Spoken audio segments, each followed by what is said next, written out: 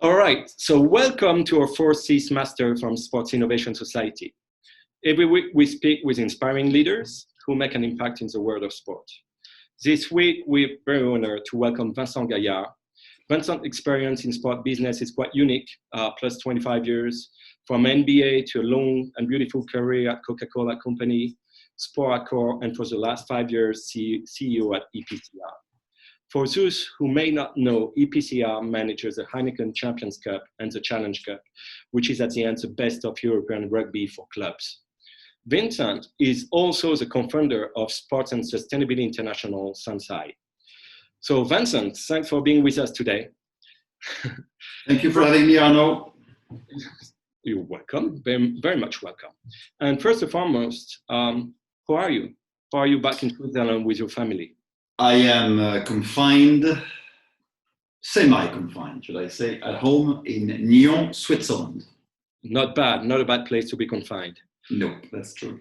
And I've heard that in Switzerland, the confinement was quite different from some other European countries.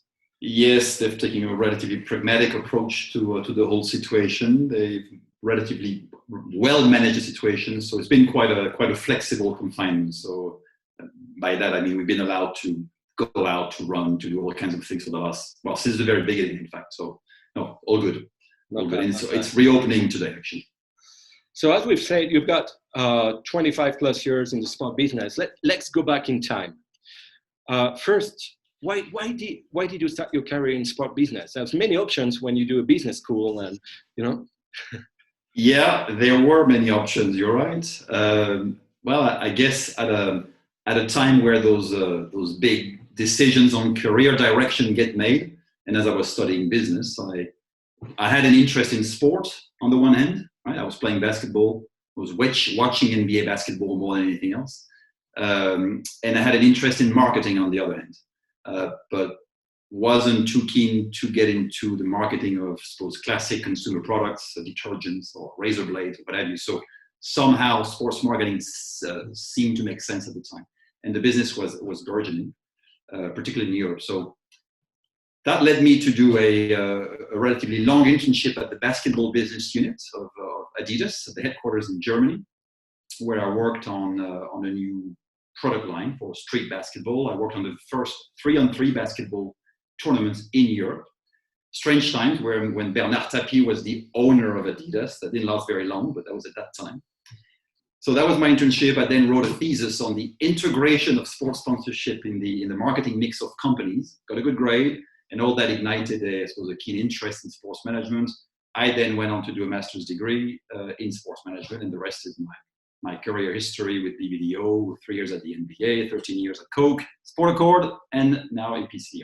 Like many of us, once you start getting in, you don't get out of the sport business. You're right, actually. Yeah. It's certainly an exciting field to be in. What do you think makes sports unique? Well, what's unique in my view is, I suppose, before anything else, it's the basic instinctive, almost primitive nature of sport, right? People getting together to have fun, pushing a ball, running, jumping, throwing, and occasionally competing. So the whole faster, higher, stronger motto, as the Greeks had it, right, is very instinctive for humans, effectively, right? So that's one thing. It's that very basic nature. Then, of course, it's the incredible passion that sports generates, and ultimately the quality entertainment that it provides. Look at the Last Dance on Michael Jordan these days, right? Talking about great non-live TV entertainment, particularly at this moment in time when there's no sport. So it's very inspirational. Then, of course, there's the Heineken Champions Cup, of course. But so that's why sports unique. Unfortunately, sports, I think, is also unique for the wrong reason as well, right? Bad governance, corruption, doping, illegal betting, match fixing, nationalism, hooliganism, so all that under a very magnifying glass because of the interest and the financial interest that it generates.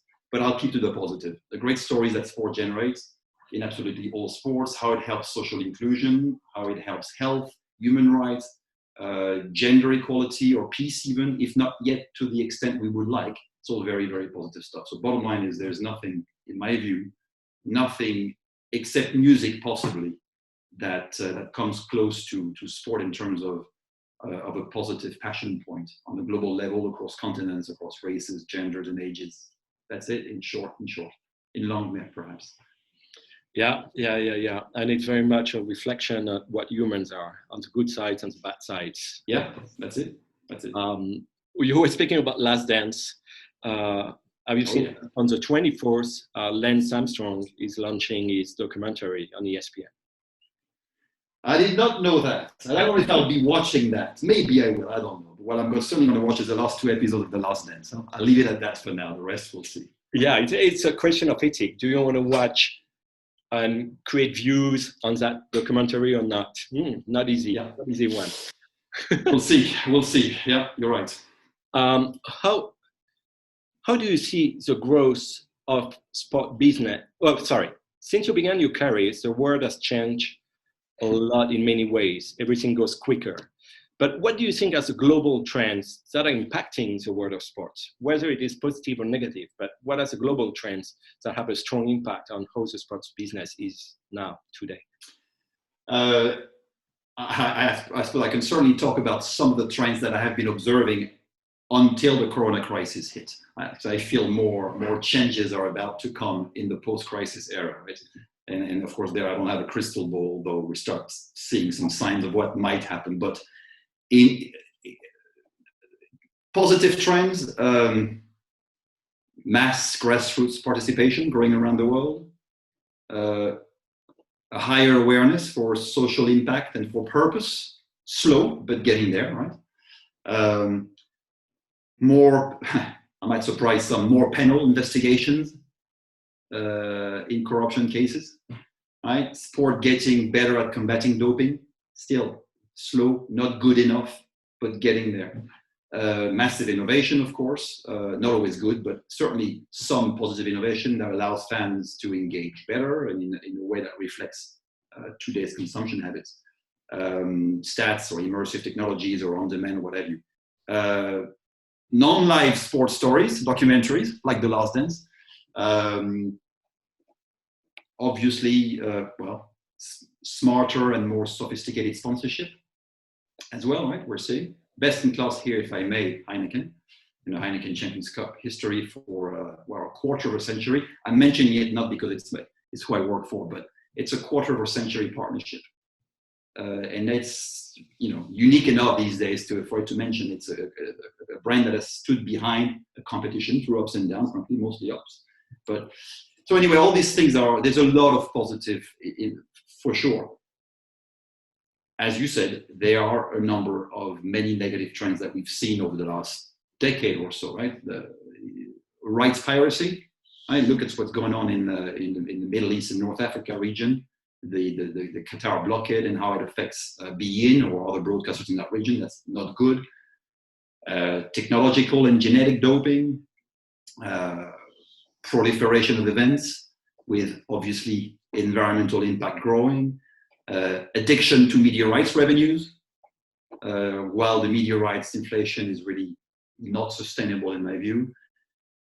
I think finance, or the finance world owning sports as opposed to finance in sports, those are two different things, I think. But finance owning sports, it's a personal view, I think is not a particularly good trend for the long-term benefit of sports, personal. But so it's just a mixed bag of hugely positive stuff and unfortunately some negative stuff that we're seeing. But as you said, it reflects who we are, right? It reflects humankind and I suppose who we all are and how we progress through times. That's a lot of topics you mentioned, and we could spend hours talking about them. We're going to go back to some of them very specifically. And first, what do you think the main challenges would be nowadays?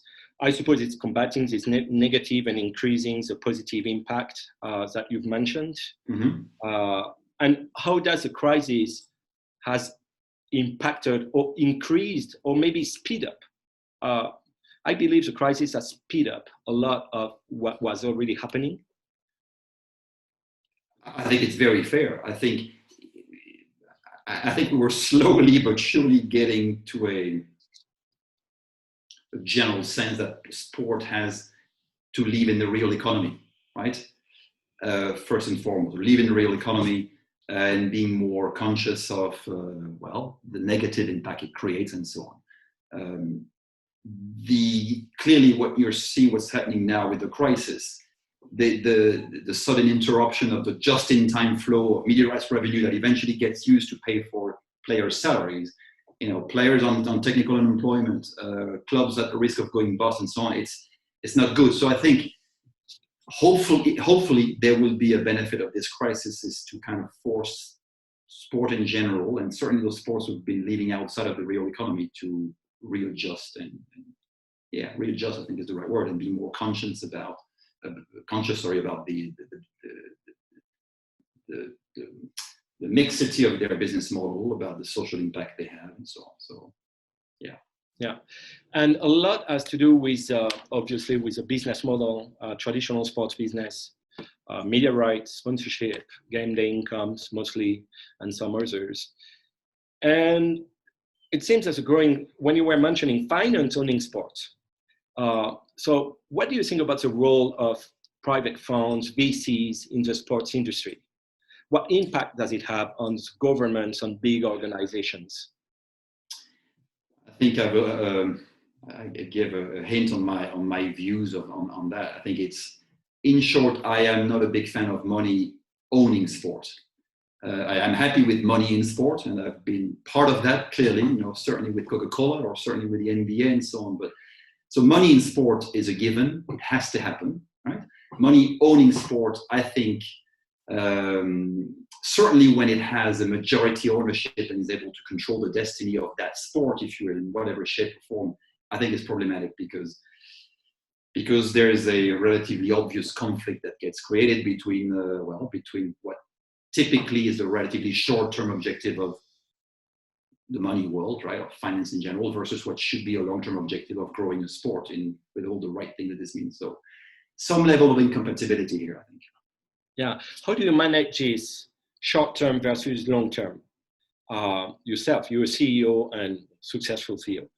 How do you handle this, dichotomy between the need of short-term and the need of building something for after, where you won't be there managing it?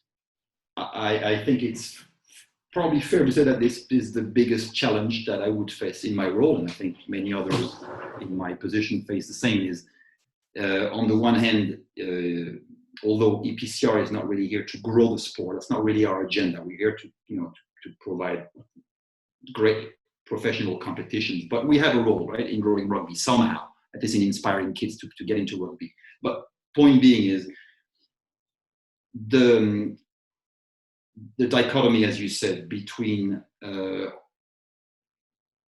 need to develop a business in all its components is by definition investing into the long term, right? That only works long term. You invest on a 20-year business plan. You're going to put resources behind it. You're going to invest wherever you have to on a new CRM platform, on being better at engaging with your fans. So all these things are a given, right? You have to reflect today's consumption habits and so on and so on. But that requires investment. That's the long-term stuff. That very often is at odds and that conflicts with the short-term stuff, which is to optimize the distributions to your and the revenues to your shareholders. That tension is, in a way, possibly necessary, and it's part of the business model that we're in. But it is very difficult, and it's for sure is the biggest challenge. If you're a CEO of an organization and you're trying to do the best thing for this organization, your tendency is going to be to look at long term. Right? You're not looking at you're going to invest long term to produce benefits for the long term. It's a difficult exercise, very difficult balance to find, for sure. And would you say that the American League's business model, which is kind of the most capitalist system, but as well the most communist system in a way? Yeah. Because, it's one guy deciding for the rules that will apply to everyone. So salary cap, revenue distribution, draft to make it fair. Do you think this kind of capitalist and at the same time very socialist, if not communist, but very socialist system should be the future of pro sport business? The capitalistic part of it, I think, works very well in the US, right? In that society. I don't think that part would necessarily work in Europe, right? Where we have a much more traditional pyramidal business model, right? Is it the future? It certainly is the future in the USA, right? And possibly other countries that are more liberal by nature. You mentioned the interesting mix between liberal capitalism and socialism. Well, it would probably work in China. Would it work in Europe, knowing our culture and knowing our traditional model, which needs to be improved? That's a given. But I don't think, if you look at the NBA, I don't think that's transposable to Europe. No? I don't think so. Because, in football, for example, there's this whole discussion about should there be a super league?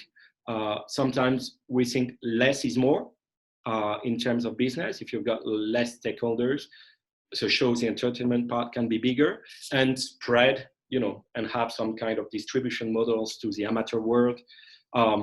It might change in the future. We see pro leagues that are appearing in sports that do not depend on federations. So federations, who rules the sport, maybe not be ruling the sport in some ways. Yeah. Many things happen in the way how it's organized and how it should go. Yeah, it's a very diverse set of models that we're seeing around the world, and obviously including in Europe. But that there's not a system, I think, that's going to impose itself across the world. It's just not going to happen. From the very, very notion that Europe is not the USA and the USA is not China, right? So each country, each continent will apply its own model that suits or fits its own culture.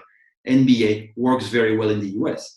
The NBA model, I don't think, would apply to basketball in Europe, right? It just wouldn't, because we are, I suppose, traditionally attached to that pyramidal model by which, in a more direct manner, grassroots funds, professional sports fund the grassroots, and clubs grow into regions, and regions into national teams, right?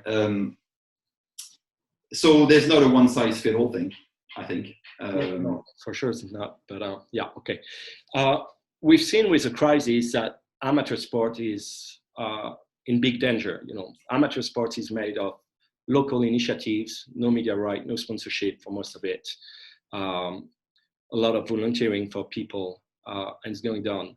Additional to that, experiences of crises have shown that after a crisis, like the 2008 economical crisis, the practice in sports is going down. It was already going down in many countries for youth. And the bond between parents and kids practicing sports is going down as well. Less time spent by parents with the kids practicing sports and building the future in that way. How do you think could evolve the relationship between pro sport and grassroots sport? Do you think there's something to improve? Undoubtedly. I don't believe personally that there should be any entirely professional organization out there that do not have a program, at the very least, that would force them or require them to redistribute some of the profit to developing the sports at the grassroots level. So I think the two are linked with each other for sure, whether it's through a CSR program or in the way the sport redistributes its money to its various shareholders, which itself go to clubs. And in one way or another, though the two have to be connected. It has to be connected. There's different ways to connect it. Again, using the American system or the European system, but it has to be linked. You call it the way you want. But if the profit of a professional sport or a professional competition is somehow not used to redevelop that sport, to make it grow, to develop new generations, you're missing something. Your shareholders certainly have filling their pockets, but there's much more to it. If you want to make the business model sustainable, the business model for any professional sport is going to require grassroots to grow and generations to get into that sport. So it's a self-fulfilling model, if you will. It has to connect, there's no doubt. Otherwise, that sport, it has just no legs to stand on, no grassroots, no identity, if you will, even, right? Or future, in a way. or future. That's exactly right. Yeah. And we see that during crisis, there's a switch of interest. Obviously, kids, they cannot go practice. They cannot leave their sports passion. So they switch interest to what's available. They switch interest to esports, to gaming. They switch interest to also kind of entertainment. And it showed that it's hard to get them back. Yeah, it's very hard to get them back.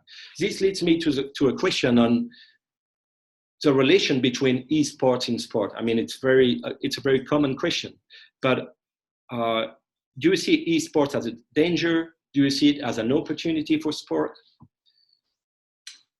I certainly do not see it as a danger.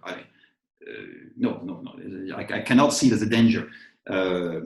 Might become dangerous if those esports players, all they do is to stay all day in front of a computer. Yes, but that's not the way it is. So is esports, does it have a future? Yes. Is it somehow detrimental to traditional sports growing? I think the answer is no. Should the two work hand in hand? Yes. Now, the business model around it is itself a subject of a lot of controversy, right? Who should own it? Should FIFA own the eFootball, or should it be a different? That doesn't matter. It matters for a lot of people, but no, it's certainly not a danger. It provides great entertainment, undoubtedly. It provides new ways, new entertainment, effectively, new opportunities, certainly new revenue opportunities. And for some sports, it's important. So if it can provide, at the very least, new revenue for a traditional sport to grow itself, great. So no, not a threat. If that was the sense of the question, not a threat. No, not a threat. And I believe also there are opportunities to use esports to gain attention from different targets. And if you make a mix between gamification or virtual sports and physical sports, then you might even grow the sports participation. Yes. We've seen the case in different, during COVID, it has increased a lot. The practice, for example, of Swift, Swift, a cycling platform, virtual cycling, where you're now able to compete with anyone, anywhere, whenever you want. And it's virtual, but it's real practice. Do you think there's a nice future or an interesting future between what's virtual and what's in the real physical world? Yes, I guess the answer is yes, they're compatible. Yes, they can work hand in hand. I'm very attached to traditional sports, right, personally, because none of that innovation should take us away, I suppose, from the very sheer pleasure of going to an event with your friends and your family, right? Of being able to watch a match from your own seat with your own eyes without necessarily needing a second or a third screen, right? So as long as those things remain, which is a very basic instinctive pleasure of going out to a game, right? Whatever game. But I just don't think that esports is in any way conflicting with that. But I don't want that to go away, right? The first bit. After that, can we complement it? Can it enhance the experience of some sports fans? Absolutely. Is it actually a sport? Yes, I think it is a sport. Just certainly as much as chess is a sport. I'm just not. It's not to create any controversy, but it's a mind sport at the very least, right? So no, I think it has its role as part of the sports family. It's just a different thing. Who should own it? I don't know. That's not the problem. Some sports should develop their own programs. You might have an international esports federation that might be developed. It doesn't matter, right? But I believe in it, and I think it's part of that overall revenue model for sure that sport can leverage to grow. Okay.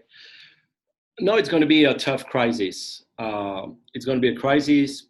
Media rights, you're going to give us an opinions, maybe going down into future, sponsorship, purchasing power for fans. Athletes may have to lower their salaries into futures at least 1 to 2 years. What's your instinct? Nobody has a can predict the future. But what's your instinct on the impact on COVID, and how do you see that sports as a way, pro sports and pro sports business as a way to grow after that? What is the process to keep on growing after? I think we were saying earlier, progressively sport had already come to realize that it needs to readjust and live in the real economy, right? The crisis has put a magnifying glass on all this, right? So now more than ever, that's what the crisis probably will bring, is some readjustment. Now it's going to hurt in many places, for sure, and that's not a good thing. People are going to lose jobs and so on. And no one wants that. But if it somehow forces, again, sports to readjust, to be forced into the real economy, pay the players the way they should be paid and not more, force the issue of salary caps and so on.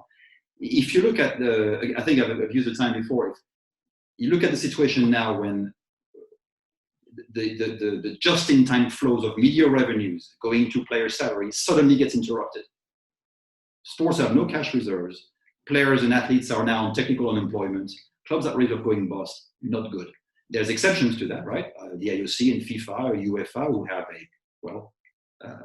cash reserves and can probably sustain that. But for others, it's not going to work. So it's got to, we already knew that. Now that brings a whole new dimension on that problem. So it's all about the real economy, I'm afraid. That's all it is. And now we're clearly forced to get back to it. Things are going to get back to normal for sure, but it's going to hurt in the meantime, that's for sure. Yeah. So sports require a far more sustainable business model back in the real economy. That's it. Really. Far more, but it's so hard to make it happen. You know, maybe many people mentioned that COVID will raise new business models. But where are those new business models? I mean, if they had, maybe they could have been invented before. Obviously, there are new things coming from crisis, but it's not obvious what new business model can be developed, or it's just adjustments to make things more sustainable. It's absolutely not obvious. That's very clear, and that's why everyone's struggling with it, or most anyway. I suppose the only answer, the most obvious answer, is if we accept that, at the very least, the traditional triangle, right, between sports rights holders and linear pay TV broadcasters and consumers, right? That was already threatened, right? Because that model is completely turned upside down, right? With an increased those traditional linear TV broadcasters are getting threatened by new internet players, by on-demand platforms, and so on. So this whole model was already going upside down. So that, at the very least, tells you that if you're a sports rights holder and 90% of your income comes from media rights, right, and then suddenly that stops or it gets reduced significantly, then at the very least that forces you into a more mixed revenue model, right? So forces you into, well, working on your sponsorship, working on your revenues, working on your crowdfunding, working on whatever it is that's going. I don't think there's any other solution than that, but the reliance on media rights revenue is going to have to adjust, because those broadcasters have been paying big money for the last 10 or 20 years and continue to do so in some sport, in football for sure, but you can be already seeing, because football's football, in Olympics, the Olympics, but in other sports, it's going down because, again, the competition that they have they're getting is massive. And at the same time, the revenue model from the new internet players, whoever, Amazon, Facebook, it's just not tested yet. None of these guys have put the same kind of money as a BT Sport or as an ESPN or as a Sky, which just hasn't happened yet. So it's going down for the majority of sport and rights holders, right? It's clear. And it hurts for many sports who sometimes rely on 90%, 95% of revenue comes from. Bottom line is, if you look at the situation now, the TV subscribers, okay, crisis hits, no more live sports. I have my subscription is doesn't require any commitment, so I'm just going to unsubscribe until sport resumes. That's an immediate, very, very immediate drop in revenues. That, the fragmentation, the piracy issue that we talked about on top of it all, right? Is impacting the way BT Sport, the way beIN Sport is impacted by what's going on with BRQ in the Middle East is massive. It's huge, and it's not right because it's a theft of intellectual property. So all these things make that the business model is very difficult, and you have no choice but to mix it up, to broaden the model and to be creative. Crowdfunding is one way to do it. Partnership, the good old partnership model is probably another one, because there's still big corporations ready to invest, but they're going to invest smartly, as we said before, right? When you say crowdfunding, what do you put behind that word? I put that from the moment that you are a sport that has grassroots, right? That has a real legs in the community or in several communities, where you really reach out and touch people, citizens at a national level. Then the opportunity for crowdfunding for citizens or communities supporting the event because they know what it brings to them, because it's near them, because they like it, or because it has a purpose, right? As opposed to no purpose or no legs or nothing. Brings opportunity for for citizens and communities to contribute in one way or another. But the whole notion that for the last 10 or 20 years, host cities, or except for the Olympics and FIFA, but for the other sport, host cities have been paying less money because usually the governments and cities have less money to put into hosting fees. But I bet that if you're an event and if you really bring something to that community, if you make it clear what you bring, if you're here for the long term, if you clean up after you, right? If you do all these things, if you engage citizens, if you engage population, you bet those cities are going to pay a hosting fee for you to come, right? But only if you clean up after you, only if you behave, right? Only if you're a good citizen, only if you earn your license to operate. Your license to make profit, in other words. What you say is interesting. So you come to the notion of purpose and bringing something to the community. And at last Global Sports Week, F1 CEO mentioned, they've launched a sustainability plan. And the reason why is, because brands need sports organizations, they sponsor to be clean. Governments, if they invest to receive and to host an event, as you mentioned, it needs to be clean. It needs to fit with new generations' values. And the same for people, they need more inclusion, and not only for the one who can afford it, but be more inclusive. I know you're working, and it might be a good case. I know you're working on a new concept, Le Mans Games, right? Yeah. So if you were, maybe we can take it as an example. If you were building an organization in sport from scratch, what would be the pillars of that organization, to ensure a sustainable future, business-wise, but also in the noble sense? First of all, thank you for the Global Sports Week's first edition, because it was a brilliant event, and I wish you the very best for the second edition, whatever it looks like in this context. And I know you were behind it, Arnaud, and I want to congratulate you for this first edition. Anyway, sidetracking, but if I had pillars on a new sports organization, right? I suppose the first one would be called something like proper entertainment, right? So creating outstanding experiences for fans and participants in whatever shape or form. Entertainment by watching or entertainment by participating at every touch point, from buying a ticket to getting a refund, to watching on a screen, to going to a game, to going through security, to buying a drink or some merchandising, whatever. But that would start with the sport itself, right? And the performance. So anyway, proper entertainment is at the heart of it. And I would do everything to make sure that every touch point for every fan it reflects that entertainment or the quality experience. The second pillar, I think, to your point, would be something like proper purpose, right? Proper purpose, being clear on what good do I do for my community, for the people I touch.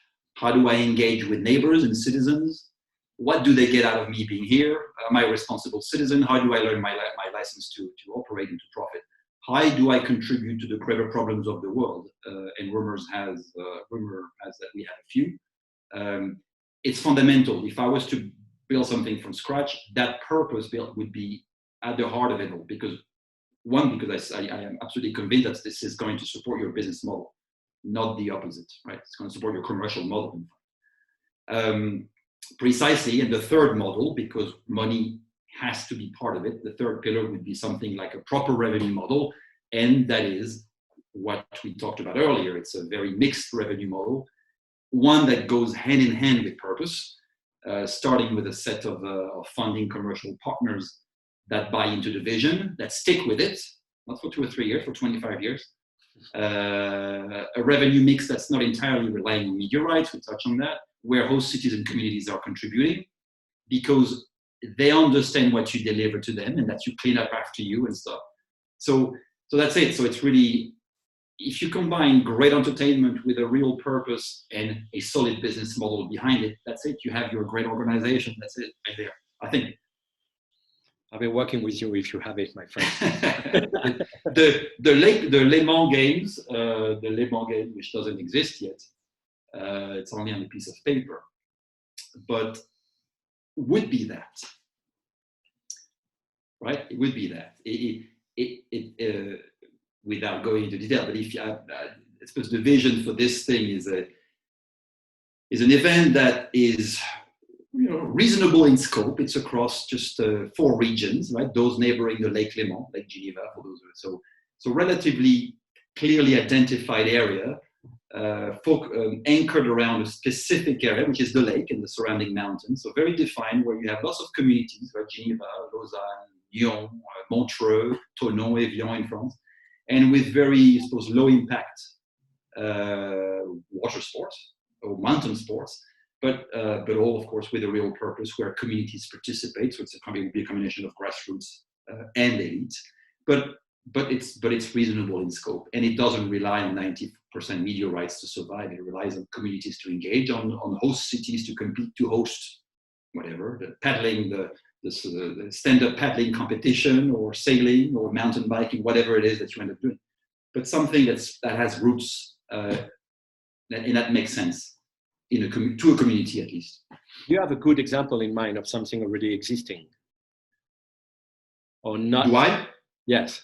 Oh, I really like what the Ultra Trail Mont Blanc and what they're trying to do at an international level, right? UTMB, as we call it, Ultra Trail Mont Blanc. And I suppose the international venture they're trying to create. They've started with a mass participation event.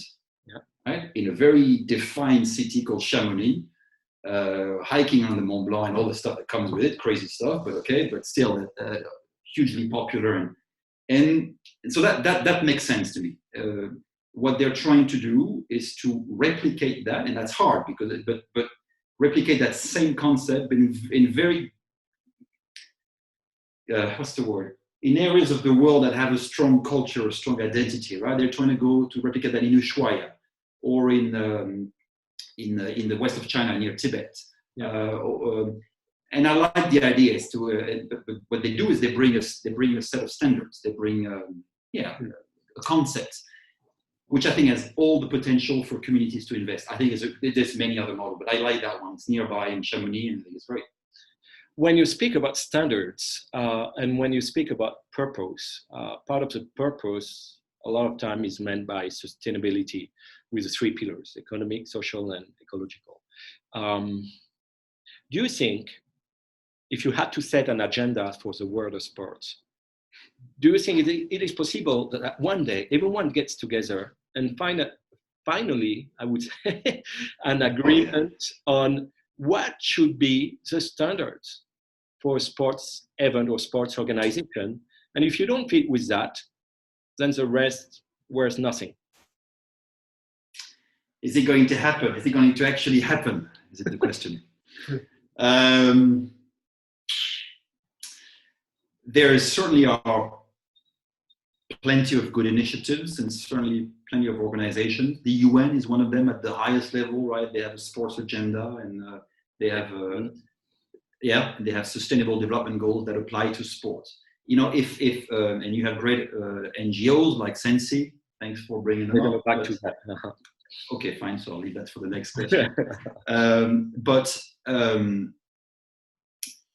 That are the model exists on paper. That's the thing, right? The model which we've just been talking about, it does exist. Is it conceivable, realistic to think it's going to somehow that everyone's going to rally? And is it? No, it's not, because well, it's not anytime soon, unfortunately, because there's too many people doing their own things, too many countries not wanting to play ball or wanted to, as we're seeing now around the world, right? For whatever reason it is, but. No, it's going to be very challenging. But the bottom line, though, look, despite all the negative trends that we were seeing earlier, there's a growing awareness for it, and there's more and more and more organizations that are pushing that agenda, and clubs and federations and athletes that are following it. So it's looking good, but man, it's a big agenda. It's a very ambitious agenda, and there's a lot of greed still, right? There's a lot of short-term thinking, and that's just going to collide, and it's keep colliding probably for a while until suddenly we see the light. But I would be positive, even if it's hard to be positive these days. But I would be positive, as you say, many, F1 and launched a sustainable agenda, and who would have expected that from F1? And it's a brilliant one. Wimbledon done the same. World Athletics has done the same. There are lots of positive initiatives. But coming back to your own convictions, I know your mind of ethic and convictions. You've co-founded Sports and Sustainability International, and it seems your goals are super clear. You focus on 3 things: climate, sports sector to become carbon neutral by 2030, waste, sports sector to become zero waste by 2030, and health, sports sector to contribute to 15% reduction on physical activity. Can you tell us more about that? Because it seems very smart and very clear and very concrete on the goals. Well, first of all, I'm certainly not going to take any credit for having come up with, certainly not by myself anyway, with such a clear vision, because that's a result, one of a lot of work and a few years in the making, but also of a number of great people and great brains that have come together. And some of them are listening to us, I think. I hope, anyway. I was going to say, it's not rocket science. The bottom line is, I think what's more important, well, those 3 agendas that you mentioned are fundamental, right? Of course, sport has to address climate change, right? Or health. That's a given, right? And by that, you're addressing the biggest problems in the world, right? So what's interesting about what we're doing with Sensi and what sport can do in general is it's 2 things, really. We're referring sometimes to sustainability in and through sport, right? In sport, it's simple. Well, on paper, anyway. It's about reducing the overall footprint of sport, right? Or enhancing the economical or social footprint. But it's about sport, precisely like I said before, cleaning after it, right? Being more socially responsible, more economically responsible. That's one thing. So if I'm a club, if I'm a federation, if I'm whoever, how do I address climate change? How do I recycle? How do I make sure that the food in my venues is more sustainable and healthy, and so on and so on? So that's the obvious. But what's in a way more important is what sport can do because of the attention that it generates and creates to inspire people, right? Because of the audience it gets. When you look at the billions watching the opening ceremony of the Olympics, it's a bit of a shame that they don't spend more time. And I'm not criticizing the Olympics because it's a great event. Second, you have they're trying to tackle a lot of things at the same time. But all I'm saying is, if we were to use the platform that they have and the audience they're getting to spend a little bit more time talking about those things that people can do, not in sport now, but just using their attention, using the platform to talk about whatever it is, right? But certainly climate change, but certainly biodiversity, but certainly recycling, all that stuff, or don't use your car if you go to a match, to make it very, very simple and practical. So Sensi tries to address that. The difficulties that we're having with Sensi, of course, is to get funding to do more things, do bigger and better things. But what we're trying to do, back to your question, is the United Nations have a big broad agenda called the Sustainable Development Goals. What we're trying to do with Sensi is to take those goals and bring it down to what does it mean for sport? How can sport address gender equality, as an example? How can sport address, obviously, climate change and everything else? Sport can help in one way or another across all of those sustainable development goals, all of them, without any exception. And it's up to each athlete, sport, clubs, federation, whatever, to find one or two or three.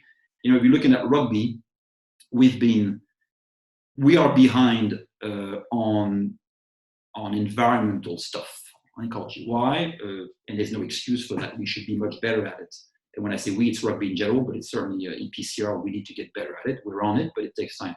But we're supposed behind because we've spent more time, or a fair amount of time, focusing on something that's in a way is more immediate and more essential for us, and that's player welfare, right? And making sure that when players play our competition, they are hopefully in a safer environment than anywhere else. Because if we're trying to save koalas in China, or pandas, sorry, and we don't address our players on the field of play, we get something wrong. I think you get the point. So we've been spending a lot of time addressing what appears to be the immediate priority of player welfare and medical issues linked to playing in our competition. But the environmental agenda is massive. We need to get better also at understanding what kind of social impact we generate when we put together a finals weekend in Bilbao, in Marseille, like this year, or wherever else, and so on and so on. Yeah. It's like a bit turning sports stakeholder into activists in a way, spreading the good word and doing it. And SiS is helping not only sports organization, but could help also brands or athletes themselves. Yeah, absolutely. You can become we're trying to support and help all those the entire sports supply chain, if you will. So if you're an athlete, if you're a player, can't remember exactly what the membership fee is. Maybe someone can help me by putting a little note on the Q&A panel. But it's a few euros. But with a few euros, you're part of a movement, right? If you're an individual. If you're the NBA, and the NBA is associated with SiS, by the way. The New York Yankees is also a very big organization. We're working with Nike now, so it's getting pretty serious. These guys, of course, as they should, are paying a little bit more than your individual athletes. But we're trying to help, or at least trying to engage anyway with all of those various populations. Good. Can't wait to see the development of SiS. But I've read about it, and I've read about the smart people behind it, and great people, really, really good people. Thank you. I think we're going to make a specific session just on SiS, just to go deeper on that topic, which is key.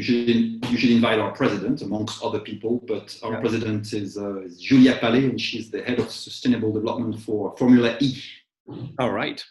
As an example, we have other great brains around the room, but you get, obviously, sustainability is at the very, very heart of the agenda of Formula E. She's the president of SiS. She's got a lot of stuff to say, of course, about what we're talking about today. And there's many other guys that can. And when you speak about, the pillars of a business, that makes proper entertainment, proper purpose, and proper revenue model. Yeah. Formula E could be one of those examples, at least aiming to it. Mm-hmm. No doubt. I mean, it's built from a concept, not from a sport existing. It's very different. Exactly right. You were referring, frankly, you were talking about Formula One before, and their sustainable development agenda. And I was at the Global Sports Week when we had the chance of seeing it. I have more reservations with Formula One personally, but it's always difficult. I mean, and I'm not being critical because it's but some would argue that it's a bit of a model of the past, right? That no matter how good they do, it's going to remain a bit of a, I don't know, so I shouldn't say dinosaur is not the right thing to say. It's not very nice, but what seems clear in a way is that if you're not going towards that trend, which is taking care of what's around you, you might die as a business. Most people buy because of emotion, not always rational, and part of the emotion today is the purpose of the company. So Well, something obviously to take into account in the future of any sports organization. And I would say any business. I mean, if you look at Coca-Cola, you've been working there for more than 70 years, 13 years. 13, yeah. And their agenda for zero plastic waste is fantastic and very ambitious. And it has lots of consequences on the full value chain and production chain. So that's a good example. And I remember the last few years at Coke and around the Olympics. That's before I left, but the whole agenda was about really constantly on the fine line, because Coke was getting criticized, right? By is Coke an appropriate sponsor of the Olympics? Should Coke even be here, right, around the Olympics? I would argue yes, but there's many people who would argue the opposite, clearly. And I don't think there's clearly not a right or wrong answer here. But it's a fine line. But Coke has to pay attention. But Coke is selling plenty of sugary beverages, and has been traditionally using those big sports platforms to promote them even more, right, and to engage. Yet, does that mean Coke shouldn't be involved with the Olympics? No, it shouldn't. But they have to pay more attention, and they have been. And the Olympics in London, in particular, that was right before I left, was all about engaging with. It was all around health. We were in the middle of in the middle of a health crisis, obesity crisis rising around the world, certainly in the UK, right? And here comes the Olympics with Coca-Cola, with McDonald's, with Cadbury. Then there's other issues, the chemicals and so on. But as far as the food and beverage was concerned, those are the three baddies, if you will, right? It was interesting just to see the balance that the organizing committee, LOCOG at the time, had to thread in terms of, we have to engage with these guys because they're going to help us promote an agenda. Yet, we don't really like them because it was great. It was, but the biggest moment for me, by the way, I think that what really struck a chord for me in that whole sustainability agenda was when I find myself, it's a long time ago, it was after the Sydney Olympics, it was before Athens, at the same table as a Greenpeace activist, as a meeting that we had organized. Those things wouldn't happen at the time. You have at the same table in a random meeting room somewhere, a German Greenpeace activist, right, in front of a Coca-Cola commercial guy, right? It takes a bit of time, right, to find a common agenda, but eventually we got there, right, with Greenpeace, with the WWF, by finding common ground. It's a lot of tension that gets created, but it's good tension, positive tension. Yeah, and at the end, if I'm correct, you ended up winning a certification or an award from Greenpeace and an ISO on Coca-Cola's activities on London 2012 activations. Imagine what it took for Greenpeace to even conceive the possibility of giving a medal to Coca-Cola, right? It was a green medal. There was not any other medal, but no. And imagine the internal tension and debate that they had internally at their own organization. You can't do that. It's Coca-Cola. No, but you had people even there that were ready to push the boundaries and to do something that 5 years before would have been unheard of. Same thing at WWF, which is a more conventional NGO, but we and Coke and the WWF eventually ended up working on a big great water platform around the Beijing Olympics.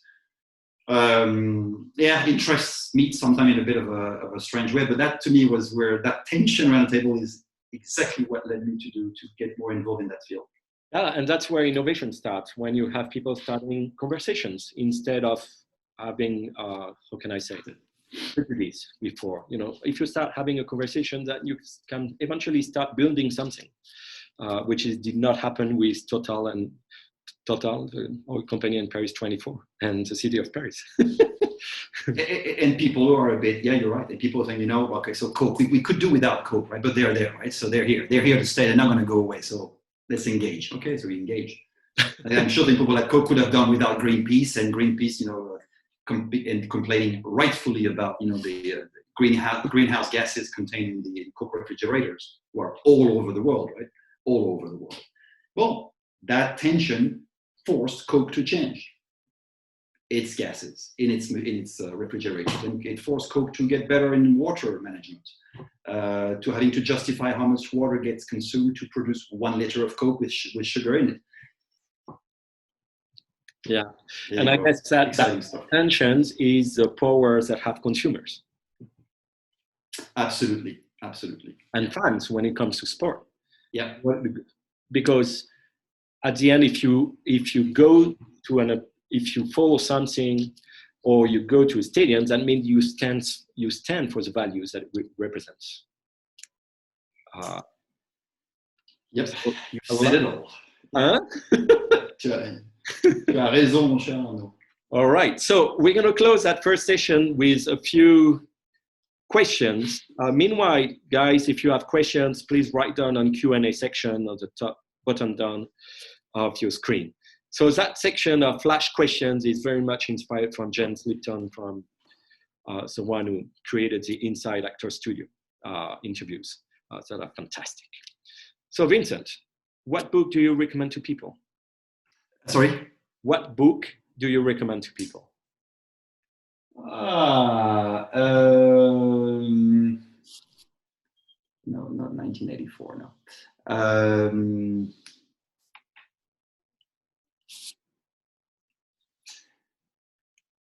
I need to think about this one. It's just there's just too many out there.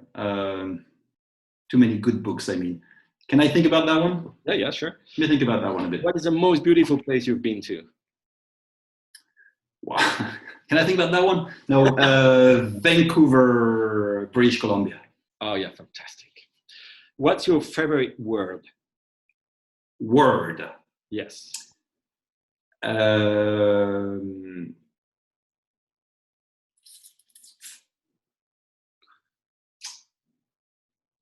Empathy. Empathy. Your least favorite word? Racism. Your favorite athlete? How can you possibly ask? Michael Jordan. Michael Jordan, yeah. Okay. What's your favorite sound or noise in a stadium? Favorite sound in a stadium? That's in rugby. When the two teams come out of the tunnel and you happen to be near that tunnel, and then you hear the crowd cheer when the team come into play, is absolutely outstanding. Goosebumps all over. So sound or noise you hate in a stadium? Stupid people criticizing the ref. Really gets on my nerves. In sport business, what has been your best experience? In sport business, other than working on Michael Jordan's visit to Paris in 1997, a few months away before their 6th NBA title, you mean? It can be that one. The FIFA World Cup 1998 victory by France in Paris. Champs-Élysées right after. That's part of my first job with Coca-Cola. Yeah. After that, it's a non-sporting moment. It's the opening ceremony of the Beijing Olympics, just because it was just out of this world. That might never be the same as opening ceremony. I mean, it was too big. It was too incredible, but it was fantastic. It was impressive. Yeah. Your worst experience, or worse in the sense that more complex situations that you had to handle?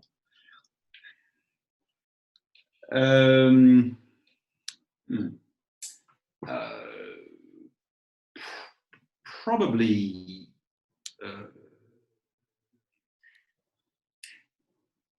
in general, my most, I suppose, complex experiences have been when I've been faced with the dark side of sports. The bad governance of sport.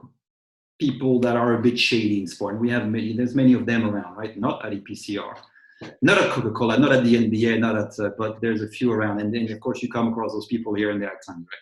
So as a general term, what I've been struggling is those kinds of situations that you find in sport. For the reason that we talked about, where there's a lot of human beings, just a lot of passion, a lot of easy money, and that sometimes is a bit difficult. Anyway, outside of that, probably the complexity of pulling together the Olympics in China, in Beijing. So the sheer size of it, having to manage a workforce of Chinese employees, and it's not because they were Chinese, but it's because there were thousands of them, because the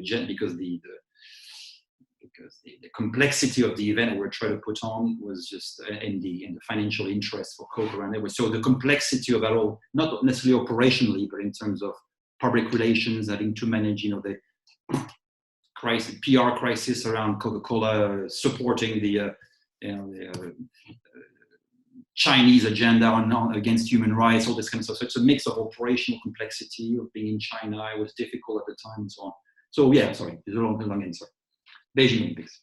Working in a totally foreign context in a way. Yeah. What profession others that you own would you like to attempt? Can you repeat again? Yeah. What profession, what job others than you own would you like to attempt?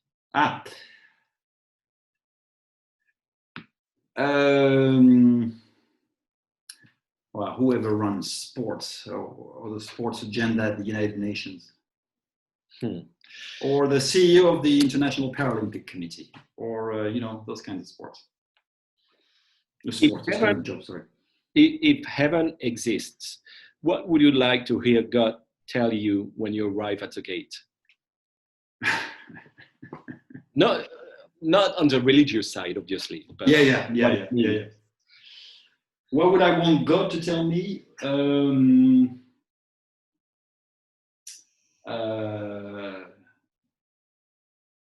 Thanks, Vincent, for having done your bit and contributed somehow to help humankind gets better. Fantastic. But that's the thing, right? Really, just can I leave something behind that somehow would have, helped on whatever it is, and all those big issues that we were talking about earlier. I think that's it, really. Good. That was not an easy series of questions, but good to think about it. Thank you. So now we're going to go to Q&A. Sebastian.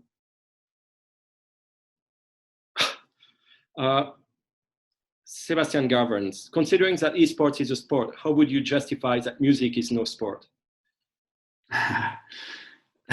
Hey, wow, I love music. I really, really do. Well, no, sorry. I would argue playing music is a sport. Yeah, playing music. Yeah, playing music can be a sport. The definition of sport, I am relatively familiar with the actual definition of sport as Sport Accord and as the IOC have it, and the definition that allows them to distinguish what is sport and what isn't is a very, very difficult one.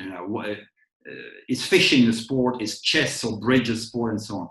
It's all if you hurt animals, are you a sport? So therefore, it's all kinds of stuff that's quite tricky. But can music be a sport? Sure, playing music, yeah, it could be. Bob Sinclair would be a king. Yeah, and Keith Richard. Now, saying that Keith Richard is an athlete, that would probably be a step too far. Vincent, how from Eugeniu Procopi, sorry if I'm wrong on the spelling, on the way to pronounce it. Vincent, how is the EPCR planning to restart the competition after COVID? What is your thought on what Mr. Lapasset said about organizing a potential World Cup championship? Mr. Laporte, you mean? Question was like that. Never mind. Yeah. Mr.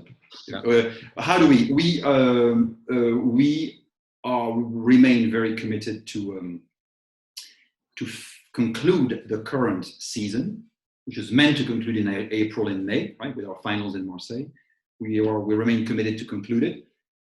In the half September, half October window, we only have 3 weekends to reschedule, right? Quarterfinals, semifinals, and finals. So with everything which we know about today, all the guidelines as we know them, the re-athletization protocol that our athletes and teams have to go through before they can resume competition at that level, and so on and so on. We think that remains a realistic scenario. So we will finish the season hopefully in Marseille on the 16th and 17th of October with our 2 finals for the Heineken Champions Cup and the Challenge Cup.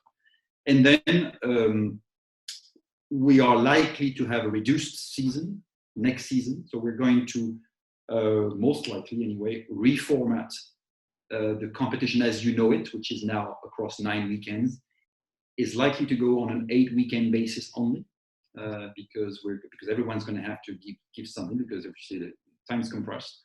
We're going to reformat things a little bit, and hopefully that will be good enough to go through this period, keep delivering value to our broadcasters who are expecting content, of course, right, and live matches. So we hope to deliver as much, if not better content, in fact, through what we're trying to do at the moment. So it's difficult.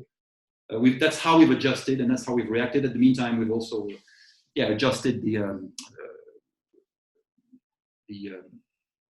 the current workforce in our team. We've reduced employment for this month and the next, just to reflect the fact that we don't have any events, which is not necessarily a good thing, and was not a very pleasant thing to do. But so some people are, I suppose, technically unemployed for the month of April and May, and possibly June, which wasn't much fun, but we had to adjust to what is effectively a very immediate impact on our revenues and so on. Okay, tricky question. Because of the current financial crisis, and with this desire to create a new, more transparent, more ethical economy of sport, do you think in the future new cases of corruption in the governance of sport will appear? And what is the place of whistleblowers in sport? Is the crisis going to generate more of those types of situations where corrupt? Is that the question? Yeah, I haven't read the question. Sorry. If there will be more cases of corruption appearing, which is most likely the case. Who knows? But what would be? I think what is interesting. What would be the place of whistleblowers in sport? We've seen, for example, with WikiLeaks or some others, things that are not eventually legal in some ways. Yeah. But at the end, it's a tension that is created. There is a place for whistleblowing in sports, obviously, because there's all kinds of abuses in sports. So for that very reason alone, it's happened. We have a whistleblowing policy at EPCR, as an example, right? It's actually very simple. There's one person who was the chairman of our ethics committee who has a phone number. That phone number has been given to all of our staff. And if any of our staff, any of our board members wants to report on something going on at EPCR at any level, about me, about whatever it is, then of course we're guaranteeing confidentiality, no retaliation and so on. So of course it has to happen. And that I'm aware of, no one has ever used that hotline so far at EPCR. But should it exist? Of course it should. When I think I was saying earlier, one of the positive trends, we've seen more penal cases being handled, right? Obviously FIFA and was the biggest example of that. I don't know if the crisis by itself is going to generate more of those cases, if we're going to see more of them, I don't know. But more of that should happen, because there's a lot of areas in sport that need to be cleaned up, for sure. Because the easy money, because of all the reasons are illegal betting, match fixing, and doping, and you name it, right? So yes, and there's more of it needs to happen. Yes, clearly. And I guess the whistleblowers is also very important when it comes to violence. In local clubs, kids getting sexual violence or anything like that. It's key to install systems where people are free to speak to someone else anonymously most of the time, so they can try to find a solution. We haven't spoken about that, but violence against kids in clubs is tremendous. So it's important not only for corruption, but for the whole system to be more aware of what's happening in some ways. Yeah. For sure. Well, we're talking about violence. The crisis seemed to have generated more violence in households. Nothing to do with sports, right? But still. So that's one of the negative impacts of sport. We're seeing more violence, domestic violence as we call it, usually only in one direction. and that's not good. Is there that in sport? Yeah, we've seen a lot of cases of violence, of sexual violence, right, in USA gymnastics and many others. In fact, I should have mentioned that earlier as one of the negative trends. I'm not sure if it's a trend. It's been out there forever. Hopefully, there's more people reporting on it. There's more conscious that it's there and it needs to be fixed. And because it's simply not acceptable, obviously. Not coming back, but Bibiana Santiso has a question on women and sport. There's been a growth in women's sport. With the crisis, do you think it's going to be a huge setback or an opportunity? What's your opinion on how it will impact the growth of women in sport? I certainly don't think that the crisis itself should in any way hinder or slow down the growth of women in sports. Now, if the revenue, with the drop in revenues that gets generated for all the reasons we mentioned about, doesn't fund those various, but that's true for all genders, right? So it's not specifically to women issues, but of course, if the revenue, the shortage of revenue, it will impact whatever initiatives are out there in terms of supporting women in sports. But does the crisis in itself, should it hit? No, of course not. I don't think so. No, in fact, maybe the opposite. I hope the opposite, in fact. Yeah.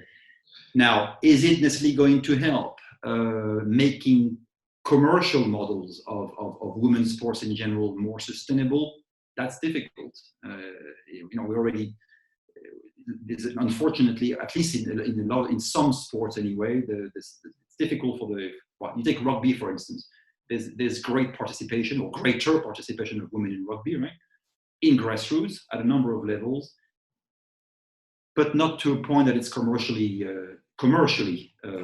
viable, if you will, right? It might get there one day, but it's not there yet. And it's true for even other very established sport. Women basketball is a great sport, but is the NBA women a sustainable venture? I don't think it is. Yet you're talking about the USA, where women basketball is very established. So I think it's just not good enough. It's a difficult one to crack, though, because as much as everyone will agree that it's the right thing in just a commercial model, and it just doesn't follow effectively, right? It's just not for some reason not the same. Just doesn't generate the same kind of audience or interest, and it's regrettable. I understand the ATP and the WTA are going to merge, which seems like a step in the right direction, right? If that gets to bring to equal salaries for women tennis players and men, fantastic. But too rare of a case, I'm afraid, at this moment. Okay. One thing is business model. Another thing is the intention and the will and the investment. Yeah. Okay. William Jefferson has a question. Are you ready to play the remaining matches of the season without fans in the stadium? Yes, my dear Jeff, we are. We're going to do everything we can to avoid it. But we prefer to finish the season, to schedule the 3 weekends, even if it has to be behind closed doors, than to not finish them. Lucky for you, you're already on quarterfinals next game, so it's not many games. Now, because Jeff knows his stuff, and if for instance, and it's not a good thing, obviously, we're going to do everything we can to avoid it. Is September, October realistic at this stage? Probably, well, more than if it was going to be August anyway, or July. But the only difference here is, and we will not be playing a final behind closed doors at the Marseille Stade Vélodrome, right? If this is to happen, then we will play the finals, somewhere else, in a more convenient, not more convenient, somewhere where it's closer to wherever the two teams come from. And we might decide to postpone the Marseille finals to the following, because we want to have those Marseille finals. Keep the venue for our next final. Correct. We might do that. But we're going to do everything we can to finish the season. Yeah, because the Marseille move has been a success. I mean, tickets sold out, right? Incredible success. Yeah, the Champions Cup final is sold out, and the Challenge Cup finals I think is already at we're at 35,000 tickets sold, which is massive. And then with a great chance of some local French teams to qualify. When I say local, it's Toulon, right? Who's had a fair chance of getting to the finals of the Challenge Cup. Bordeaux as well, relatively close proximity. So it's going to be a fantastic weekend. Right now, scheduled on the 16th and 17th of October. So William, keep your train ticket or your flight. All right. So there are some more questions. If so, oh yeah, sorry, I forgot that. Another one from William following that question. If so, will you offer additional stadium visibility to sponsors?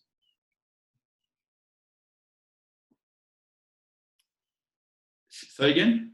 Sorry? If so, if you play games without fans, will you offer additional visibility in the stadium to sponsors? Right. I don't know exactly what we will do, but we're certainly going to do, as we have been doing, in fact, for the last few weeks and are currently doing as we speak. We are trying to find ways to deliver value and to deliver activation opportunities and to deliver content to our partners, right, as we stand, right?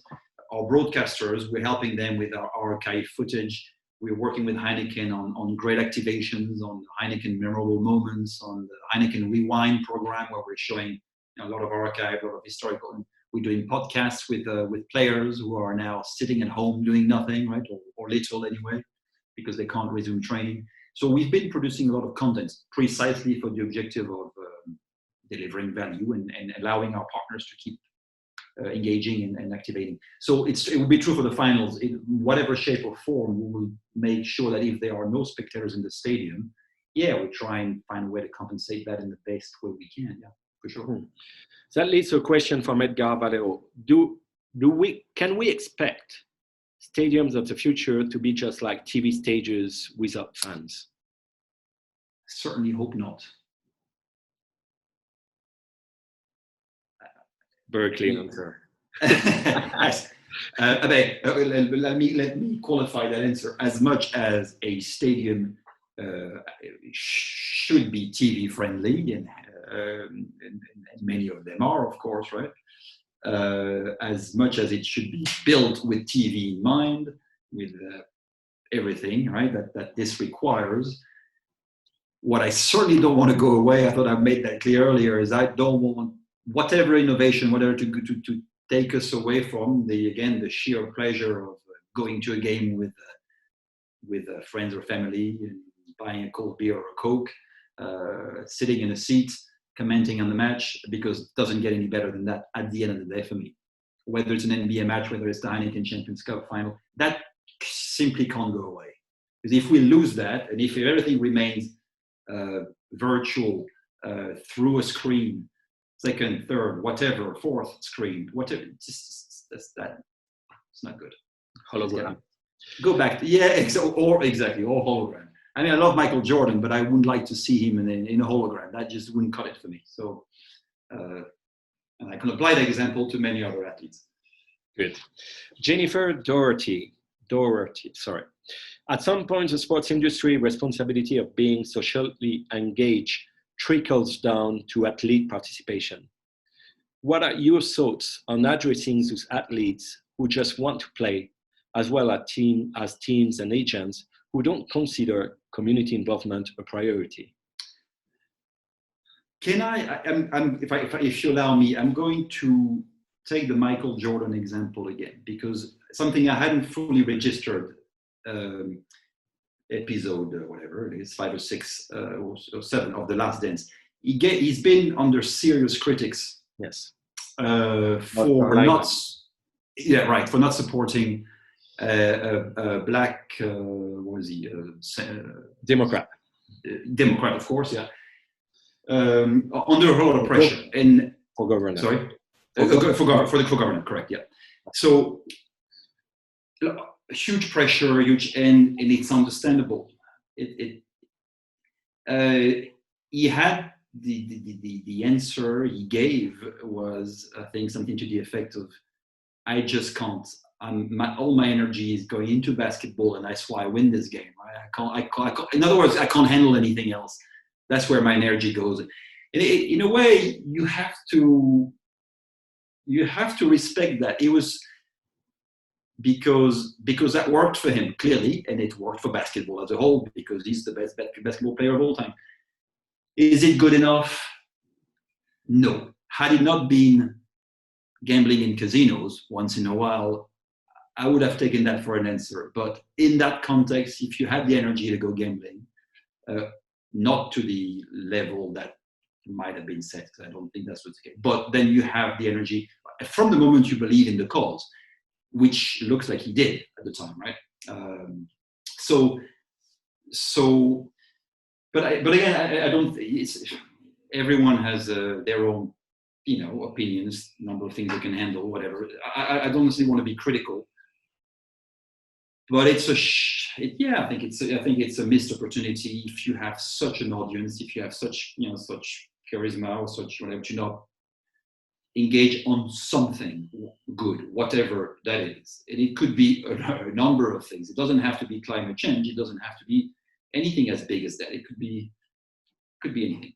But a bit of a missed opportunity, I think. And frankly, in their own life as well, I think I don't know. If all you do in your life, even if you're Michael Jordan, is play basketball and really don't really care about anything else but going to train, I think it's a miss.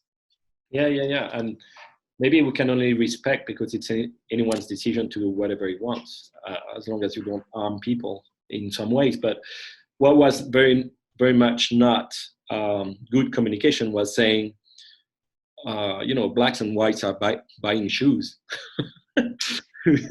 Oh, you're right. Oh, that's exactly what. Yeah, that wasn't very smart. Or Republicans. But Republicans are buying shoes. I think there's something. Yeah, that was not black and white. That was Democrats and Republicans.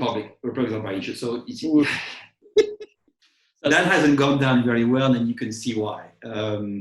So my question would be, as at EPCR, and because yourself, you're very, very much convinced about very good causes. Do you engage athletes? Do you engage players? We do, not to the extent that we should. Again, because our CSR program is not as advanced as it should be, and we're going to try and catch up in the next season. There's a number of reasons for that. I mentioned some of those earlier, focus on player welfare and so on. But we've actually started a club of ambassadors with many big names in it, from all of our key countries, big names from rugby, obviously. And yes, the intention is absolutely to ask them to support whatever player welfare, but also whatever CSR initiative we decide to get into the future. So more of it is to come, I guess, is the answer. It's just not good enough at this stage. Yeah, because the culture of the athletes has a lot to do to their environment, obviously. All right. Okay, I think we're done with the questions. Oh no, Jennifer is saying something interesting. She's saying, I've worked with athletes and their feedback is that they haven't been asked, what do you want to support?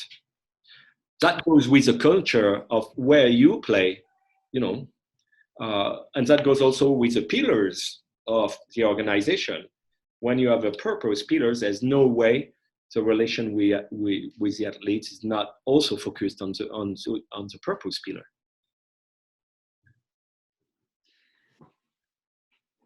If the issue is the issue that there are not enough turnkey platforms or solutions for athletes to engage with, right? Yes, I think it's part of the issue.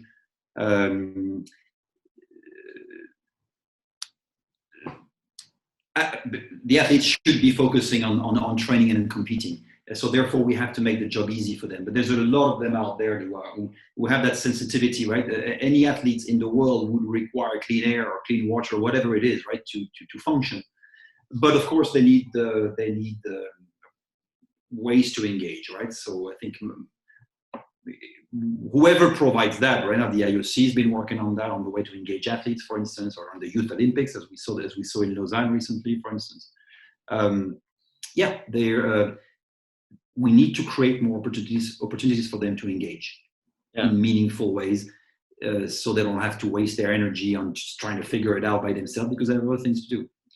Yeah, and as she mentioned, most of the time organizations do not even ask them what they want to support. It's just not a conversation that they have, it seems. All right. No. Well, yeah, lots of learnings. Personally, I stand for my learnings on the pillars of the next generation of organizations: proper entertainment, proper purpose, and proper revenue models. And I will follow very much the Le Mans project and Sensei. Know that it's becoming more and more public every time. And I thank you so much, Vincent, for your time. I mean, it's been, hopefully you like this interview. I appreciate so much. Next week, we're going to have another interview for SiS Masters. We'll inform you. And thanks, my friend. Thank you very much for your help. There's a question I hadn't answered about the book. Yeah. Number of books. There's everyone knows. There's a guy I admire, Bertrand Piccard, Switzerland, right? Has written a book about the notion of changing altitude. Right, he was one of the world champion of air balloons and many other things. But he has a really good book about that, using that same concept in life and in careers. And of course, he's a keen sportsman. So a Bertrand Piccard book would be one that I think has connection with sport that I would recommend everyone read. Fantastic book. It's all about, if you do the same things, you get the same. So change perspectives and you'll change consequences. For a guy, yeah, exactly. That's exactly it. What makes it special is his ancestors as well. His father and grandfather were all, starred in one way or another in very different fields. But that's an interesting book. There's plenty of other books, great, of course. But take that one. Buy that one. It's great. Yeah, I appreciate it, Arno. Thank you very much. Thanks to all of you for your attention today. I hope everyone's at home safe and well, and we'll go through this crisis in the best way you can. Much luck. Cool. Stay safe. Cheers. Thank you. Bye.